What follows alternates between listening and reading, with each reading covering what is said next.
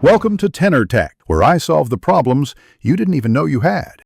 In this video, I will show how to study for exams girls step by step. Start by writing 3 clear goals for the session and choose 2 priority topics. Schedule focused 45-minute blocks with 10-minute breaks and remove phone distractions. Gather notes, textbooks, and colored pens so you can annotate efficiently.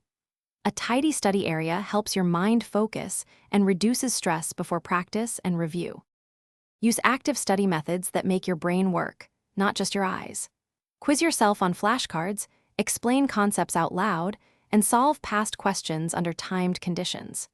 Mix visual aids like diagrams with brief written summaries to strengthen memory.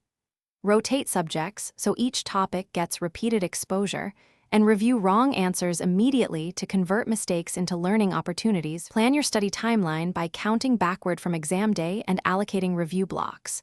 Do at least 2 full-timed practice exams to check pacing and identify weak areas. In the last 48 hours, focus on concise summaries and avoid learning brand new material. Keep routines that support performance: regular sleep, balanced meals, and brief walks to clear your head before intense sessions. Thanks for watching. Subscribe to keep your life in tune.